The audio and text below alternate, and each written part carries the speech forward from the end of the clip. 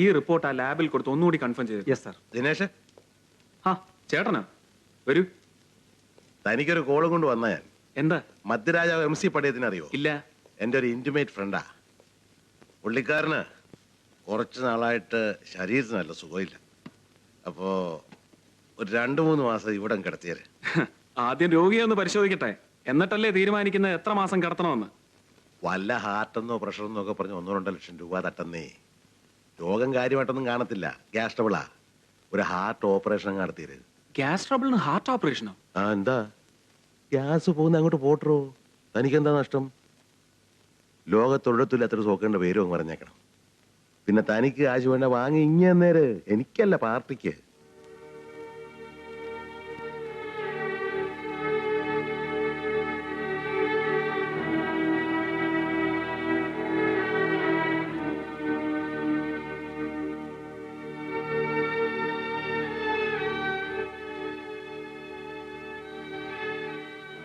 അപ്പായി, മോളുടെ പഠിപ്പൊക്കെ എങ്ങനെയുണ്ട്?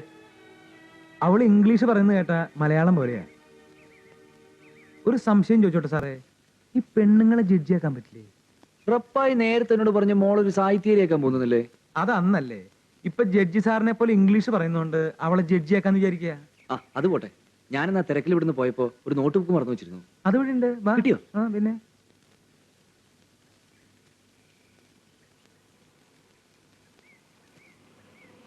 താങ്ക്സ്. ആ സാറ് വന്നല്ലോ.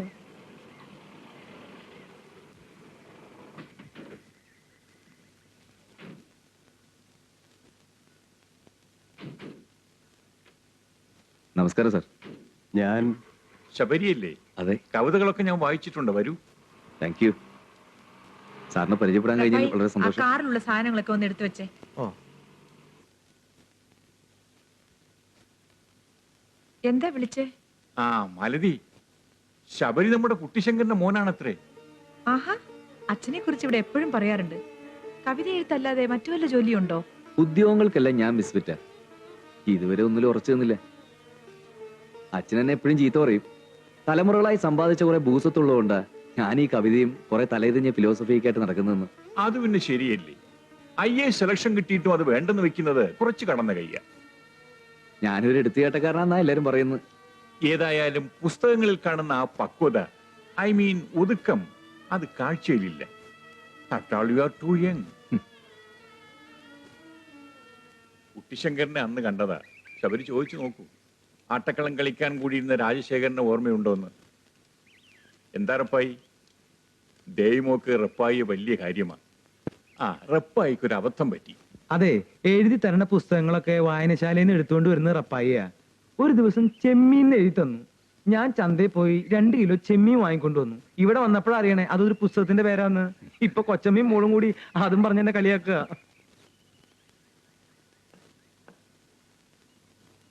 അയ്യോ, ഒന്ന് ശരിക്കും അവളി ഡാഡി.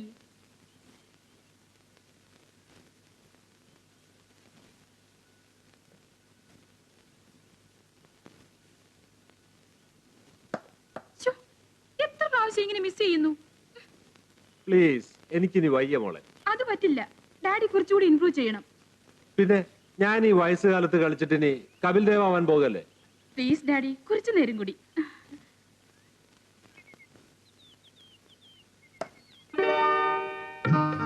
വണ്ടർഫുൾ ക്യാച്ച്, സമ്മതിച്ചു. ദിനേഷ് വന്നത് നന്നായി. നേരം വെളുത്തപ്പ തൊട്ട് ഇവളെ എന്നെ ഇട്ട് കഷ്ടപ്പെടുത്തുക. എന്റെ ദിനേഷ് എന്നെ ഒന്ന് രക്ഷപ്പെടുത്തും. അച്ഛൻ പോട്ടെ മോളെ. ഓക്കെ. പിന്നെ ഇതൊക്കെ ഒരു ജോലിയില്ലാതെ വെറുതെ ഇരിക്കുന്ന നിന്നെ പോലുള്ള കിറുക്കത്തികൾക്കുള്ള കളിയാ. കിറുക്കത്ത് മനസ്സിലായില്ലേ? ഞാൻ ഒരു ഡോക്ടറാ. നഴ്സിംഗ് ഹോമിൽ വരുന്ന രോഗികളെ നോക്കാനുള്ള സമയം പോലും കിട്ടാറില്ല. ഓ, എനിക്ക് കേൾക്കണ്ട. ഒരു ജനസേവനം. ഡോക്ടർമാരൊക്കെ 24 മണിക്കൂറും രോഗികൾക്ക് കാവലിരിക്കല്ലേ? അത്ര സമയമില്ലാത്ത ആൾക്ക് ആരോപ്പ ആളയച്ചത്? സുനി, ഏയ് സുനി,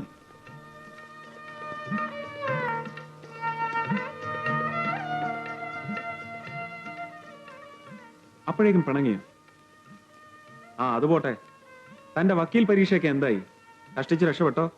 ഞാൻ LLB പാസ്സായത് ഇവിടെ ആർക്കും വലിയ ന്യൂസ് ഒന്നും അല്ലല്ലോ. അപ്പൊ പാസ്സായി? കോപ്പി അടിച്ചൊന്നും അല്ലല്ലോ? ആ, മാർക്ക് തിരുത്തി ഡോക്ടർമാർ ആയവർക്ക് അങ്ങനെ തോന്നൂ.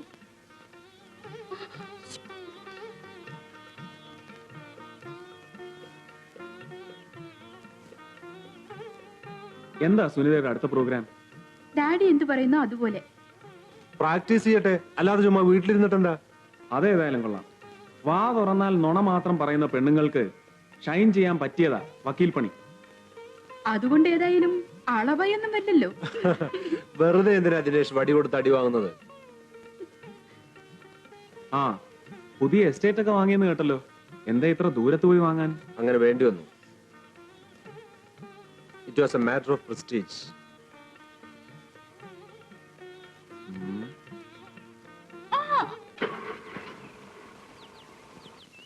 ദിനേശ്, ഞാൻ ദിനേശിനോട് ചോദിക്കാൻ വിട്ടുപോയി. അച്ഛനെയാണെങ്കിൽ ഇപ്പൊ ഈ വഴിക്കൊന്നും കാണാറുമില്ല. അഴിമതി കേസോ എൻക്വയറി കമ്മീഷനോ എന്തൊക്കെയോ കേൾക്കുന്നു. ഒക്കെ ഈ പത്രങ്ങളിൽ വായിക്കുന്നതല്ലാതെ നേരിട്ടൊന്നും അറിയാൻ കഴിയുന്നില്ല. എന്താ ഇതിന്റെ സത്യാവസ്ഥ? അച്ഛൻ ആ കേസിൽ നിരപരാധിയാ. ആയിരിക്കാം, പക്ഷെ പുറത്ത് കേൾക്കുന്നത് അങ്ങനെയൊന്നും അല്ല. പൊളിറ്റിക്സ് അല്ലേ, പുറത്ത് കേൾക്കുന്നതൊക്കെ സത്യമായിക്കൊള്ളണമെന്നില്ലല്ലോ. മിസ്റ്റർ നാരായണൻ, സദാശിവൻ അഴിമതി നടത്തിയെന്നുള്ളതിന് വ്യക്തമായ എന്ത് തെളിവുകളാണ് നിങ്ങൾക്ക് ഹാജരാക്കാനുള്ളത്? സദാശിവൻ അഴിമതി നടത്തിയെന്നത് പകൽ പോലെ വ്യക്തമാണ്. ദർപ്പണമടക്കമുള്ള എല്ലാ പത്രങ്ങളും ഈ അണക്കെട്ട് നിർമ്മാണത്തിൽ നടന്ന കള്ളക്കളികൾ വെളിച്ചത്ത് കൊണ്ടുവന്നിട്ടുണ്ട്. ഈ മന്ത്രിസഭയ്ക്കെതിരെ ആഞ്ഞു വെച്ചിരുന്ന ജനരോഷം തന്നെയാണ് അഴിമതി നടന്നു എന്നതിനുള്ള ആധികാരികമായ തെളിവ്. ഉത്തരവാദിത്തമുള്ള ഒരു പ്രതിപക്ഷ MLA എന്ന നിലയിൽ കൂലങ്കഷമായി ചിന്തിച്ചതിൽ നിന്ന് മനസ്സിലാകുന്നത് ഈ സർക്കാർ അഴിമതി തുടർന്നുകൊണ്ടേ ഇരിക്കുന്നു എന്ന് തന്നെയാണ്. അഴിമതിയിൽ ജനിച്ച് അഴിമതിയിൽ വളരുന്നതാണ് ഈ മന്ത്രിസഭ. കൂലങ്കഷമായി ചിന്തിച്ചാൽ മന്ത്രി സദാശിവൻ ആ ശൃംഖലയിലെ ഒരു കണ്ണി മാത്രമാണ്. സദാശിവനെ ബലിയാടാക്കി തങ്ങളുടെ അഴിമതികൾ മൂടിവെക്കാനും ജനങ്ങളെ വഞ്ചിക്കാനുള്ള ശ്രമമാണ് ഈ മുഖ്യമന്ത്രി നടത്തുന്നത്. അതിനാൽ മുഖ്യമന്ത്രി അടക്കം അഴിമതിയുടെ ചെളിക്കൊണ്ടിൽ ആണ്ടുകിടക്കുന്ന സർവരും കുറ്റവാളികളാണെന്ന് അംഗീകരിച്ച് മുഖ്യമന്ത്രി രാജിവെക്കുകയാണ് വേണ്ടത്. മിസ്റ്റർ നാരായണൻ, ഇതൊന്നും തെളിവുകളെ ആകുന്നില്ല. എന്തായാലും ഈ മുഖ്യമന്ത്രി രാജിവെച്ചേ തീരൂ. പ്രതിപക്ഷത്തിരിക്കുന്നവരെ സമയത്തോളം അഴിമതി ആരോപണം ഉന്നയിക്കാൻ എളുപ്പമാണ്. എന്നാൽ അഴിമതി എന്നല്ല, ഭരണം പോലും നടത്താനാവാതെ ഇറങ്ങിപ്പോകേണ്ടി വന്നവരാണ് ഇന്ന് പ്രതിപക്ഷത്തിരിക്കുന്നവർ. അവരാണ് ഈ ആരോപണം ഉന്നയിക്കുന്നതെന്ന് നിങ്ങൾക്കറിയാം. എന്താണ് അവരുടെ ആരോപണം? ആരോ പണം വാങ്ങിയെന്ന്. ഈ ആരോ പണം വാങ്ങി എന്ന് പറഞ്ഞ ആരോപണം ആവില്ല. ആര് പണം വാങ്ങുന്നത് നിങ്ങൾ മനസ്സിലാക്കുക. ആരോ പണം വാങ്ങി, അത്ര തന്നെ. മന്ത്രി സദാശിവൻ അണക്കെട്ട് നിർമ്മാണത്തിൽ അഴിമതി കാണിച്ചു എന്ന ആരോപണം അടിസ്ഥാനരഹിതമാണെന്ന് ഇതിൽ നിന്ന് വ്യക്തമാണ്. ഇനി മറ്റൊരു ആരോപണം, ഞങ്ങളുടെ പാർട്ടി ഭരണത്തിൽ ഇരുന്നു കൊണ്ട് സ്വജനപക്ഷപാതം കാണിച്ചു എന്നുള്ളതാണ്. ഞാനൊന്ന് ചോദിക്കട്ടെ, ഇവിടെ ഇതുവരെ ഭരിച്ചിട്ടുള്ള ഏത് രാഷ്ട്രീയ പാർട്ടിയാണ് സ്വജനപക്ഷപാതം കാണിക്കാതിരുന്നിട്ടുള്ളത്? ആ വെട്ടുകുഴിയുടെ താളത്തിനൊത്ത് തുള്ളിയോണ്ടാ അച്ഛൻ ഈ പരുവത്തിലായത്. അമ്മ എപ്പോഴും പറയാറുണ്ടായിരുന്നല്ലോ അച്ഛന് രാഷ്ട്രീയം പറ്റിയതല്ലെന്ന്. മന്ത്രി കസേരയിൽ എന്നും ഇരിക്കാമെന്നുള്ള ധാരണയൊന്നും എനിക്കില്ല. പക്ഷെ ഈ ഒരു സാഹചര്യത്തിൽ അധികാരം നഷ്ടപ്പെട്ടാൽ എല്ലാ ഗ്ലാമറും നഷ്ടപ്പെടും. അത് നിന്നെയും ബാധിക്കും. നിങ്ങളുടെ വിവാഹം ഉടനെ നടത്തണം. ഞായറാഴ്ച ഞാൻ അങ്ങോട്ട് ചെല്ലുന്നുണ്ട്. തമ്പിയോട് വിളിച്ചു പറഞ്ഞേക്കും.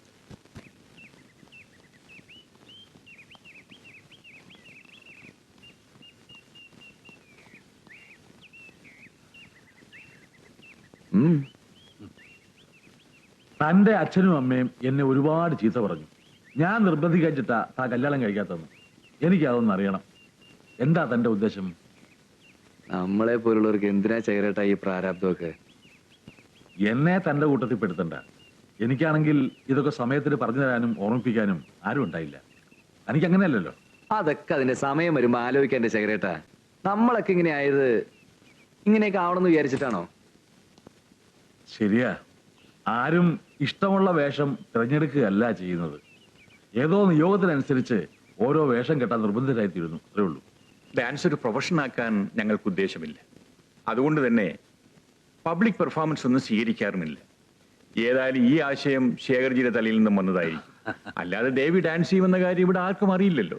ഇത് ഈ ഉരുളുപൊട്ടലിൽ കുടിൽ നഷ്ടപ്പെട്ടവരെ പുനരധിവസിപ്പിക്കാനുള്ള ഒരു ഫണ്ടിന് വേണ്ടിയാണ് ഈ പ്രോഗ്രാം. അതുകൊണ്ടാണ് ഞാൻ ഇവരോട് കൂടിയത്. 16-ാം തീയതിയാണ് പ്രോഗ്രാം ടാഗോർ തിയേറ്ററിൽ. ശേഖർജിയെ കണ്ടുമുട്ടിയത് ഞങ്ങളുടെ ഭാഗ്യം. അതേതായാലും നന്നായി. കുറച്ചു കാലമായി ഞങ്ങൾ തമ്മിൽ കണ്ടിട്ട്. ഇപ്പൊ ഡൽഹിയിലൊന്നും വരാറില്ലേ? വേണ്ടത്ര ദേഹസുഖമില്ല. പിന്നെ പത്രം ചെറുതാണെങ്കിലും അതൊരു വലിയ ബാധ്യതയാ. ആകെ കൂടിയുള്ള ബാധ്യത അത് മാത്രമാണല്ലോ. അല്ല, വേറെ ബാധ്യത വല്ലതും? അയ്യോ ഇല്ല. പൊരയ്ക്ക് തൂണും തനിക്ക് താനും. I can't admit it. Please don't disturb me.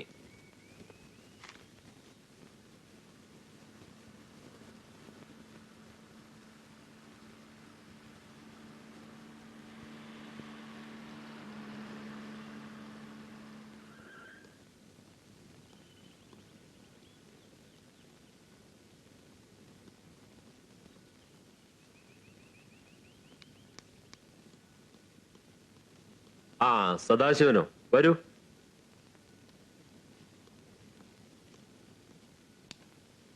ഇരിക്കൂ. വരുമെന്ന് ദിനേശൻ വിളിച്ച് പറഞ്ഞിരുന്നു. ഞാൻ ആകെ അസ്വസ്ഥനാണ് തമ്പി. കുറെ ദിവസമായി ഞാൻ വിചാരിക്കുന്നു തമ്പിയെ കണ്ട് ഉടൻ തന്നെ ഒരു തീരുമാനമെടുക്കണമെന്ന്. എന്താ വിശേഷം? മറ്റൊന്നുമല്ല, സുനിതയും ദിനേശനും തമ്മിലുള്ള വിവാഹകാര്യം തന്നെ.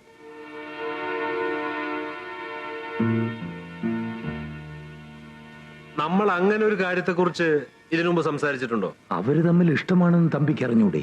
ആയിരിക്കാം. അതുകൊണ്ട് ഞാൻ അവളുടെ അച്ഛനാണ്. എനിക്കും ചില തീരുമാനങ്ങൾ ഉണ്ടാകുമല്ലോ. തമ്പി എന്താണ് പറഞ്ഞു വരുന്നതെന്ന് എനിക്ക് മനസ്സിലാവുന്നില്ല. തുറന്നു പറയാം, ദിനേശനും സുനിതയും തമ്മിലുള്ള വിവാഹം നടക്കില്ല.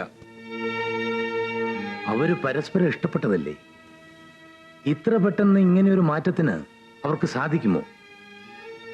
നന്നായിട്ട് ആലോചിച്ചാണോ തമ്പി പറയുന്നത്? ഇനി ആലോചിക്കാനൊന്നുമില്ല. എന്റെ തീരുമാനത്തിൽ യാതൊരു മാറ്റവുമില്ല. വെറുതെ എന്നെയും എന്റെ മകളെയും പത്രവാർത്തകളിലേക്കും കവലപ്രസംഗങ്ങളിലേക്കും വലിച്ചഴിക്കരുത്.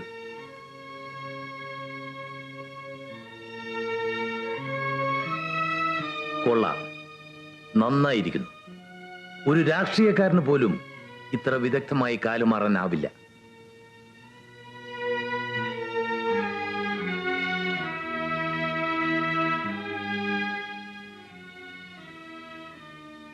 വരട്ടെ മോളെ.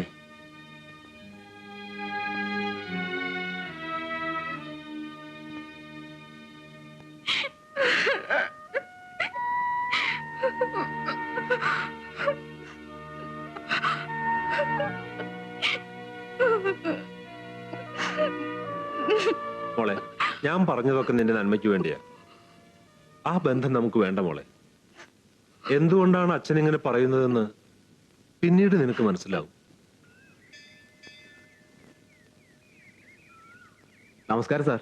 നമസ്കാരം. അല്ല, ഇങ്ങനൊരു പതിവൊക്കെ ഉണ്ടോ? വല്ലപ്പോഴും. ഇന്ന് ഇവളുടെ പിറന്നാളാ. ഒരു പുഷ്പാഞ്ജലി നടത്തിയിട്ട് പോകാമെന്ന് കരുതി. ആ, ശബരിയോട് കാര്യം പറയാൻ മറന്നുപോയി. ഇവളൊരു ചെറിയ മോഷണം നടത്തിയിട്ടുണ്ട് കേട്ടോ. ഒന്നുമില്ല, ആ പുസ്തകത്തിൽ നിന്നൊരു കവിത. അപ്പോ ദേവിയുടെ പ്രോഗ്രാം കാണാൻ ശബരി വരില്ലേ? തീർച്ചയായും.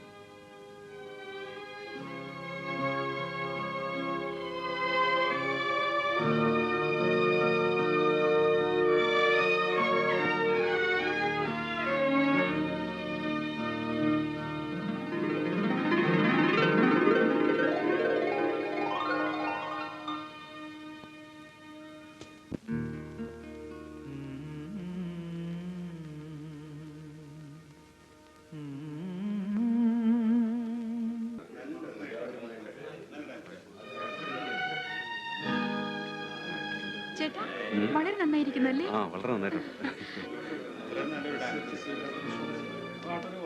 തനിക്ക് എന്താണ് ഒരു വിഷമം?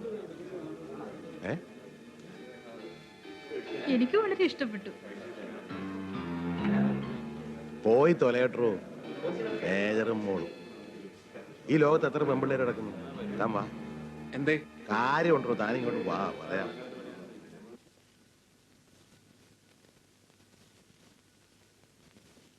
നമസ്കാരം. നമസ്കാരം.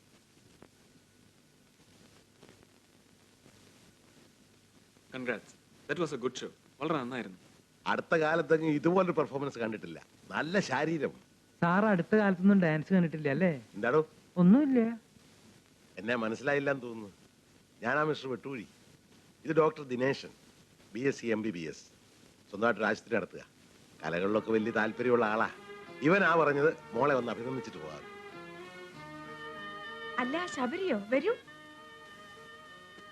നൃത്തം മനോഹരമായിരുന്നു. ഞാൻ വിചാരിച്ചു ശബരി വരില്ല എന്ന്. ക്ഷമിക്കണം, വരാൻ കുറച്ച് വൈകിപ്പോയി. എന്നാ ഞങ്ങൾ ഇറങ്ങട്ടെ. അപ്പൊ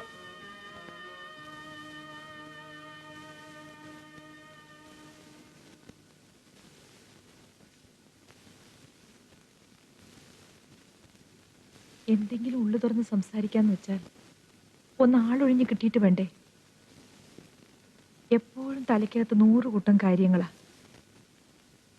ജോലിയിൽ നിന്ന് പിരിയാൻ കാലത്തെങ്കിലും ഒന്ന് സ്വസ്ഥാവെന്ന് കരുതിയപ്പോഴാ ഒരു എൻക്വയറി കമ്മീഷൻ.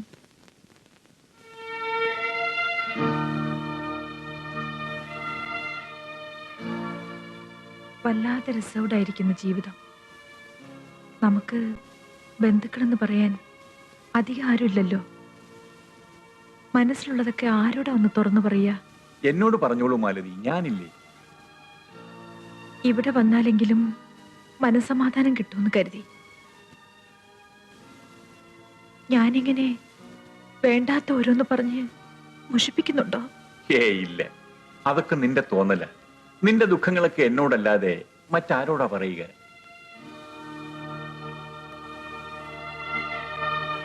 സുഖവും ദുഃഖവും ഒക്കെ മനുഷ്യജീവിതത്തിൽ സാധാരണയല്ലേ? എന്നാലും നമ്മളെ പോലെ ആരും ഉണ്ടാവില്ല.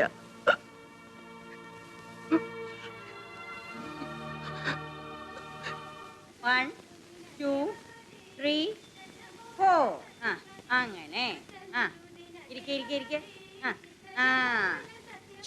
എന്റെ നിർമ്മലെ ഒന്ന് താന്ന് കളിക്കേ. ശിവരാത്രി ദിവസം 4 പേര് കാണേണ്ടല്ലേ? ഒന്ന് താന്നിരുന്നാൽ എന്താ? വലത്തഴി എടുക്ക. അങ്ങനെ തങ്കമണി, എന്തോ അധികാരിയുടെ മോന്റെ കല്യാണല്ലേ? ഞാൻ തീർച്ചയായും വരും. ശബരിയും ഇവനും ഒരേ പ്രായക്കാരാ. നമസ്കാരം.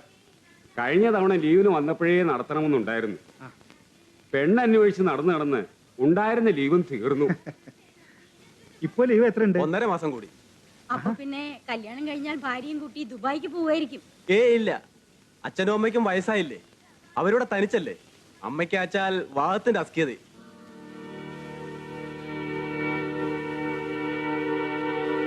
ഇത് മാഷ്കുള്ളതാ. എന്താ ഇത്? കുറച്ച് തുണിത്തരങ്ങളാ. മാഷിത് വാങ്ങണം. വാങ്ങിക്കണം. ശബരിയുടെ കല്യാണക്കാരി ഒന്നും ആയില്ലേ? അതൊക്കെ അങ്ങോട്ട് ചോദിക്ക. വല്ല ഉദ്യോഗവും കിട്ടിയാൽ അതിന് പോവുമോ? ഇല്ല. ഇത്രയും വലിയ വീട്ടില് ഞാനും ഈ തങ്കമണിയും മുഖത്തോട് മുഖം നോക്കിയിരിക്കുക. ഒരു പെൺകുട്ടിയെ കൊണ്ടുവരണമെന്ന് പറഞ്ഞാൽ സൽപുത്രം കേൾക്കുവോ? അതും ഇല്ല. ഓരോന്നിനും ഒരു സമയമില്ലേ? എല്ലാം തലയിലെഴുത്ത് പോലെ നടക്കും. എന്നാ ഞങ്ങൾ ഇറങ്ങട്ടെ. ഊണ് കഴിച്ചിട്ട് പോയാ പോരെ? അതൊക്കെ ഇനി ഒരിക്കലാവാം. ഇനിയും ഒരുപാട് സ്ഥലത്ത് ക്ഷണിക്കാനുള്ളതാ. ശബരിയെ ഞാൻ പ്രത്യേകം ക്ഷണിച്ചെന്ന് പറയണം. വരട്ടെ.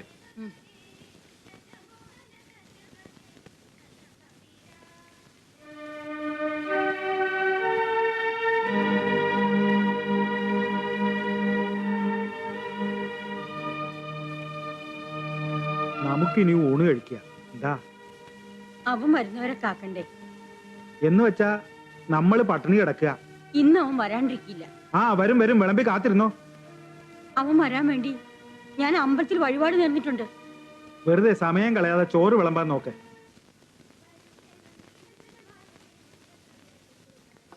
ദശരഥ മഹാരാജാവിന് ആറ്റുനോറ്റ് 4 സന്താനങ്ങൾ ഉണ്ടായി. അവസാന കാലത്ത് ആരും അടുത്തുണ്ടായില്ല. അതൊരു ശാപത്തിന്റെ കഥ. ഇന്നത്തെ കാലത്ത് എല്ലാ പിതാക്കന്മാരും ദശരഥന്മാരാണ്. വയസ്സുകാലത്ത് മക്കൾ ആരും അടുത്തുണ്ടാവില്ല. തങ്കമണി ഇരുന്നോളൂ.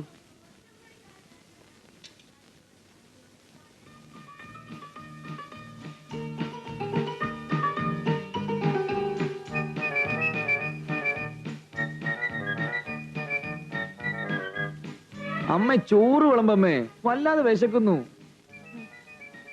അമ്മേരിക്കും ഒരു അടി വെച്ച് തന്നാലുണ്ടല്ലോ. ഇന്നെന്താ വിശേഷം? ഓ, വിശേഷം എന്താണെന്ന് അറിയില്ലല്ലേ? പെറ്റ വയറിനെ ആ വിശേഷം അറിയാവും. ഇന്ന് നിന്റെ പിറന്നാളാണ് കൊരങ്ങ. അമ്മ ഇരിക്കെ, ഇന്ന് അമ്മയ്ക്ക് ചോറ് ഞാൻ വിളമ്പി തരാം. വേണ്ട വേണ്ട വേണ്ട, മിണ്ടാനോടെ ഇരുന്നാ മതി. അത്ര പൂതിയാണെങ്കിലേ നീ ഒരു കാര്യം ചെയ്. അമ്മയ്ക്ക് വെച്ച് വിളമ്പി തരാൻ ഒരു പെൺകുട്ടിയുടെ കൊണ്ട് നാക്ക്. അങ്ങനെ ഒരു പ്രയോജനമെങ്കിലും നിന്നെ കൊണ്ടുണ്ടാവട്ടെ. വീടായാലേ ഒരു ഒച്ചയും ബഹളവും ഒക്കെ വേണം. ഇവിടെ അതില്ല. ആ വിഷമം കൊണ്ടാ ഞങ്ങൾ ഈ പറയുന്നത്. എന്തോ ഒച്ചയും വേളവും ഇല്ലല്ലേ? അമ്മയുടെ ശിക്ഷണങ്ങൾ അവിടെ കിടന്ന് ചെവിട് പൊട്ടിക്കുന്നുണ്ടല്ലോ, അത് പോരായിരിക്കും. എന്നിട്ട് ഒച്ചയില്ലെന്ന്. ഓ, എനിക്ക് ചിരിയൊന്നും വരുന്നില്ല. പല പ്രാന്തുകളും പറയുന്നവനാ നീ. അതിന്റെ കൂടെ കല്യാണമേ വേണ്ടെന്ന് കേൾക്കുമ്പോ. കല്യാണമേ വേണ്ടെന്നൊന്നും ഞാൻ പറഞ്ഞിട്ടില്ല. ഈശ്വരോ രക്ഷതു, അത്രത്തോളം പുരോഗതി ഉണ്ടല്ലോ.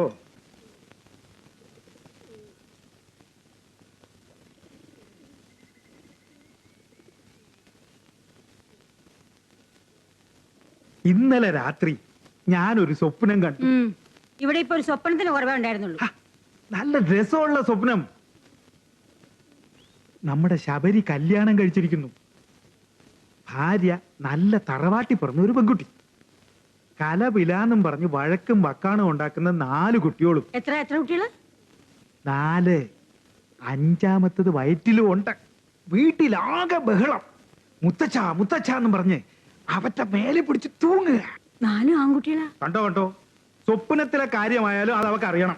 എന്നാ കേട്ടോ, മൂത്തത് 3 ആണ്, 4ാമത്തത് പെണ്ണ്, 5ാമത്തതിന്റെ കാര്യം പിന്നെ പറയാൻ ഒക്കില്ലല്ലോ. ഞാൻ പിള്ളേരെ പിടിച്ച് പുറത്താക്കി വാതിലടച്ചു. ചെവി കേക്കണ്ടേ? ഓ, എന്തൊരു ബഹളം. അപ്പോ ഉണ്ട് ദേ വരുന്നു അവന്റെ ഭാര്യ. അവള് നാക്കിട്ടടിക്കാൻ തുടങ്ങിയപ്പോ ഞാൻ കരുതി. എന്ത് കരുതി? അവനെ കൊണ്ട് പെണ്ണ് കെട്ടിച്ചതേ അവതായിന്ന്. സ്വപ്നത്തിൽ കണ്ട കുട്ടികള് കാണാൻ നല്ല ചന്തമുണ്ടോ? അതിരിക്കട്ടെ, അവന്റെ ഭാര്യ എങ്ങനെയാണെന്ന് നീ എന്താ ചോദിക്കാത്ത? അവള് നല്ല സുന്ദരിയാവും. അതേമ്മേ, അവള് സുന്ദരിയാ, ഒരു മാലാഖയെ പോലെ.